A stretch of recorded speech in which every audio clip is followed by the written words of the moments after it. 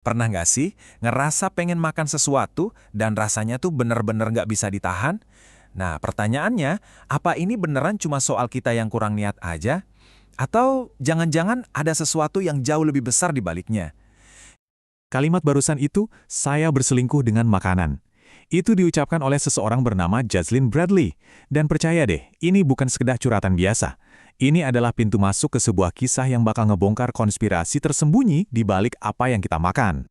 Jadi cerita Jesslyn ini awalnya biasa aja. Happy Meal jadi hadiah kalau dia jadi anak baik.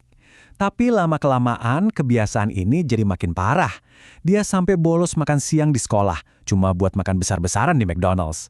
Di usia 16 tahun, beratnya udah 113 kilo, dan dia ngerasa udah nggak bisa ngendalin dirinya lagi. Sampai akhirnya, dia melakukan sesuatu yang nggak kepikiran. Dia menggugat McDonald's karena merasa kesehatannya dirusak. Nah, kasus gugatan Jesslyn inilah yang jadi pemicu. Ini membuka sebuah misteri besar yang coba dipecahkan dalam buku Hooked karya Michael Moss. Oke, jadi pertanyaan utamanya kan ini. Emangnya bisa ya kita kecanduan makanan? Jujur aja, banyak yang skeptis kan. Dengar kata kecanduan yang kebayang pasti narkoba, alkohol, bukan kentang goreng. Tapi, gimana kalau definisi kecanduan itu sendiri ternyata jauh lebih simpel dari yang kita bayangkan? Jadi, ini dia definisi yang dipakai di buku ini. Kecanduan adalah perilaku berulang yang sulit dihentikan oleh sebagian orang. Simpel banget kan? Nggak ada tuh istilah-istilah rumit soal zat kimia atau sakau. Cuma perilaku yang diulang-ulang dan susah banget buat di-stop. Dan ini bagian gilanya. Tahu nggak definisi sesimpel itu datang dari mana? Dari CEO-nya Philip Morris. Yap, perusahaan rokok raksasa itu yang ternyata juga punya banyak merek makanan olahan. Ini kayak petunjuk pertama. Ada benang merah antara cara mereka bikin kita ketagihan rokok dan ketagihan makanan. Oke, jadi pertanyaannya, kenapa sih kita gampang banget terpikat? Nah, jawabannya itu ada dua bagian. Yang pertama, kita harus lihat ke dalam diri kita sendiri. Ke dalam otak kita yang udah dibentuk lewat evolusi jutaan tahun. Bayangin deh, di dalam kepala kita itu ada dua tim yang lagi perang. Ada otak jalan, si biang impulsif yang ditenagai dopamin. Dia ini yang teriak-teriak, makan sekarang, enak nih. Terus ada lawannya, si otak stop. Ini bagian otak kita yang logis, yang nanya, tunggu dulu, yakin ini ide bagus? Masalahnya, kalau udah berhadapan sama makanan olahan modern, si otak jalan ini hampir selalu menang telak. Nah, buat ngerti kenapa si otak jalan ini super kuat, kita perlu mundur jauh banget ke belakang. Jauh banget. Bayangin zaman nenek moyang kita, sebut saja Ardi. Di zaman itu, nemu makanan itu susah banget. Jadi otak yang terprogram buat ngidam kalori, suka yang manis-manis, dan cari yang gampang didapat, itu justru sebuah keuntungan super. Sifat-sifat itulah yang bikin mereka bisa bertahan hidup. Dan program bertahan hidup itu ya nurun ke kita. Secara biologis, kita tuh emang udah di-setel buat suka sama yang manis, yang padat kalori, yang bervariasi rasanya. Kita juga suka yang cepat, mudah, dan murah. Karena itu artinya kita hemat energi. Semua ini demi satu tujuan, survival. Nah, disinilah masalahnya. Program otak kita masih sama kayak zaman Ardi, tapi dunia kita udah beda total. Sekarang ada konspirasi dari luar yang sengaja memanfaatkan program kuno di otak kita ini. Jadi, ini poin pentingnya ya. Masalahnya itu bukan di biologis kita, bukan salah kita. Masalahnya adalah, lingkungan makanan modern ini sengaja dirancang buat ngehack sistem kita. Dorongan bertahan hidup kita yang dulu jadi anugerah, sekarang malah jadi target empuk.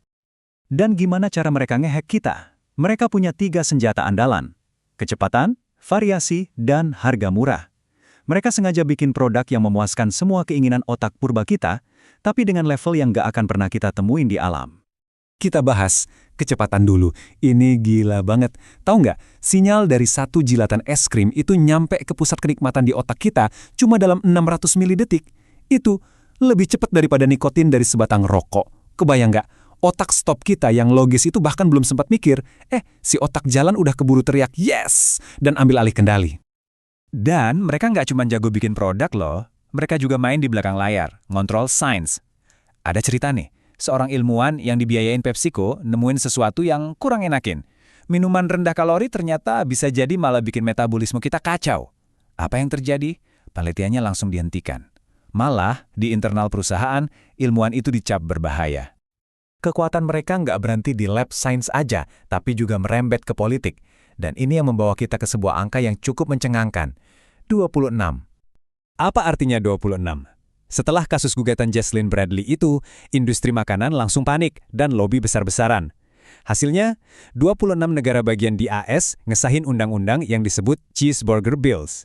Intinya, undang-undang ini bikin konsumen hampir mustahil buat nuntut perusahaan makanan karena masalah obesitas. Gampangnya mereka bikin benteng hukum buat ngelindungin diri mereka sendiri. Oke, jadi kita udah tahu ada konspirasi dari dalam otak kita dan konspirasi dari luar, yaitu industri. Terus apa dong yang bisa kita lakuin? Nah, semua info ini tujuannya bukan buat bikin kita pasrah. Justru sebaliknya, ini buat ngasih kita kekuatan. Karena dengan ngerti permainannya, kita bisa mulai merekayasa ulang kebiasaan kita sendiri dan ngambil kembali kendali. Caranya gimana? Ada 3 langkah. Pertama, ubah dulu apa yang kita anggap penting. Prioritaskan kesehatan jangka panjang di atas kenikmatan sesaat. Kedua, kita harus kenali pemicu kita. Apa sih yang bikin otak jalan kita aktif? Iklan? Kemasan yang lucu? Atau pas lagi stres? Sadari itu. Dan yang ketiga, kita harus secara sadar membangun memori baru yang positif dengan makanan-makanan yang lebih sehat. Jadi, ingat ya, ini semua bukan soal kurangnya tekad atau niat. Ini soal kita ngerti ada sistem besar yang emang dirancang buat melawan biologi kita. Dengan tahu itu, kita bisa jadi lebih pinter buat ngakalin sistemnya.